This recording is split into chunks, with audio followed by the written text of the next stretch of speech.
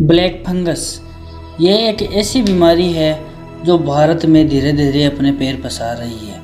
ये एक दुर्लभ बीमारी है। ये करीब भारत में 40-50 सालों से पनप रही है।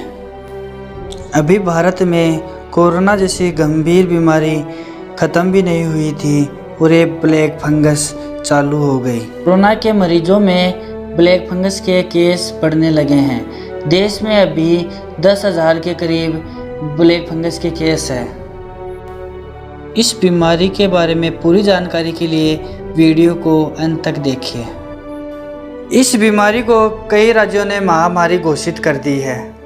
म्यूकरमाइकोसिस इस बीमारी का नाम ब्लैक फंगस भी है।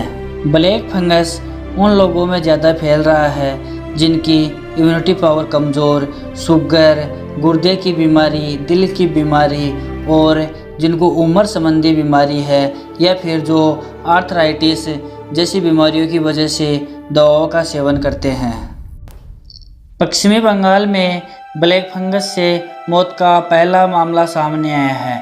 कोलकाता के एक अस्पताल में 32 साल की महिला की ब्लैक फंगस के कारण मौत हो गई थी। वह महिला शुगर की बीमारी से पीड़ित थी। अगर ऐसे मरीजों को स्टेरॉयड दी जाती है तो उनकी इम्यूनिटी और कमज़ोर हो जाती है, जिससे फंगस को प्रभावी होने का मौका मिलेगा।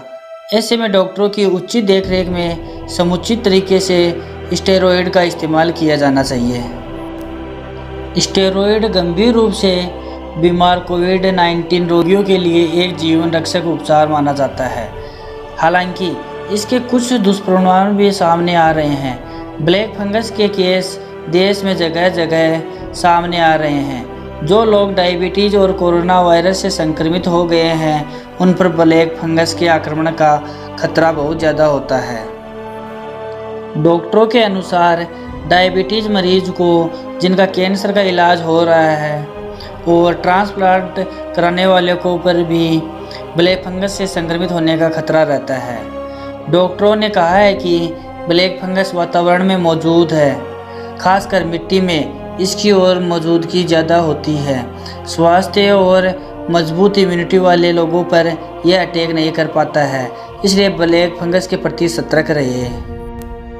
यह संक्रमण म्यूकर नामक कवक से होता है जो वातावरण में मौजूद रहते हैं। ब्लैक फंगस म्यूकर मोल्ड, मिट्टी, पौधों, खाद्य व सड़ने वाले फलों में पाया जाता है। आप अफवाह पर ध्यान न दें।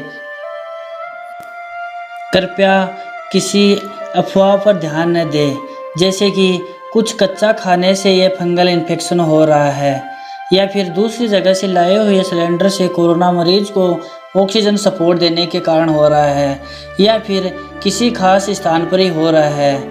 हकीकत तो यह है कि होम आइसोलेशन में रह रहे कोरोना मरीज में भी फंगल इन्फेक्शन देखा जा रहा है और यह संक्रमण किसी को छूने से भी नहीं फैलता है।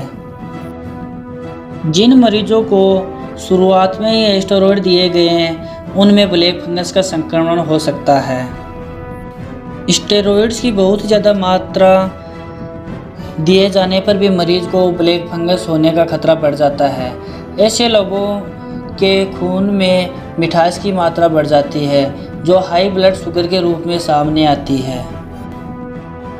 अगर लंबे वक्त तक स्टेरॉयड दिए जाए तो भी लोग ब्लैक फंगस की चपेट में आ सकते हैं। डॉक्टरों के मुताबिक कुछ दवाएं भी बहुत सावधानी से देनी चाहिए क्योंकि वो भी फंगस इन्फेक्शन का कारण बन सकती है, क्योंकि ये दवाइयाँ इम्यूनिटी सिस्टम को कमज़ोर कर सकती है।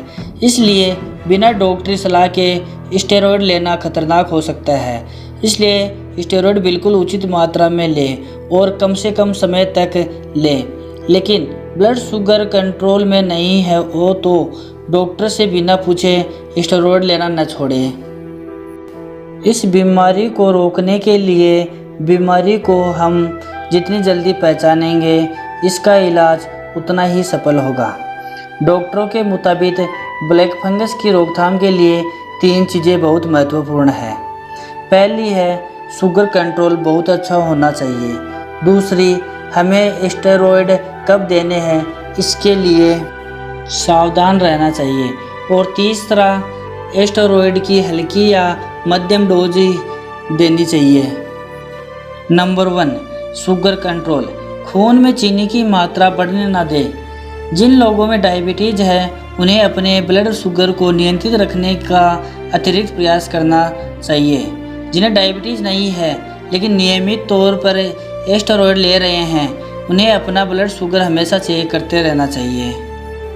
नंबर 2, स्टेरॉयड गाइडलाइन का सशक्त पालन। डॉक्टरों ने स्टेरॉयड देने को लेकर गाइडलाइन जारी की है, उसके मुताबिक स्टेरॉयड लें। नंबर 3, स्टेरॉयड के बहुत ज़्यादा इस्तेमाल से परहेज। स्टेरॉयड लेने से बचें। अगर ज़रूरत पड़े तो कम डोज में लें, ना कि बहुत ज़्यादा। इस तरह की दूसरी दवाइयाँ तभी ली जाए जब बहुत ज़रूरी हो। अब कैसे समझें कि ब्लैक फंगस ने अटैक कर दिया है? इसके लक्षण। अगर आपको नाक में दिक्कत महसूस हो रही हो, अगर आपको सिर दर्द हो या चेहरे के एक हिस्से में दर्द महसूस हो या वो सूज जाए या चेहरा सुन्न पड़ रहा हो, अगर चेहरे का रंग बदल रहा हो, अगर पलकें सूजने लगी हो, अगर दांत हिलने लगे हो, अगर ब्लैक फंगस ने आपके फेफड़ों पर आक्रमण कर दिया है तो ये लक्षण दिखेंगे। बुखार, सांस लेने में दिक्कत, कफ है, बलगम में खून आना, सीने में दर्द, धुंधला दिखाई पड़ना, ये लक्षण दिखे तो तुरंत डॉक्टर से संपर्क करें। इन लक्षणों के अलावा नाक में इरिटेशन के साथ साथ स्किन पर रेडनेस होती है। नाक मुंह से होता हुआ ये दिमाग तक जाता है। आंखों में सूजन होती है, काले धब्बे दिखते हैं, इससे आंखों की रोशनी भी जा सकती है। शुरुआत में ये सही ट्रीटमेंट ना मिलने पर जानलेवा हो सकता है, इसलिए आपको ये लक्षण दिखे तो तुरंत डॉक्टर से सलाह लें। दवाइयों से भी इसका इलाज हो जाता है। कुछ केसों में सर्जरी भी करनी पड़ती है। अगर आपको डायबिटीज़ है और कोरोना से संक्रमित हो गए हैं तो अपना ब्लड शुगर नियमित तौर पर चेक करते रहे और शुगर की दवाई बिल्कुल संभल कर ले। कितना खतरनाक है ब्लैक फंगस? क्या है इसका इलाज? डॉक्टरों के मुताबिक यह नाक या मुंह के जरिए शरीर में प्रवेश करता है।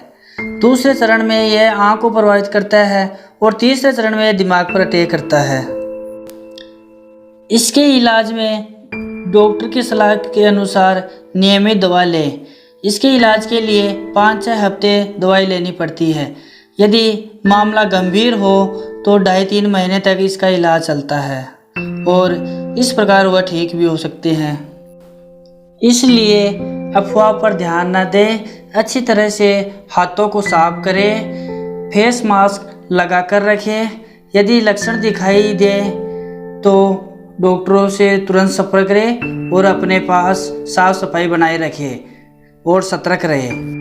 वीडियो को लाइक करें, चैनल को सब्सक्राइब करें, वीडियो को शेयर करें और कमेंट करें। नोटिफिकेशन के लिए घंटी का निशान ज़रूर दबाएं।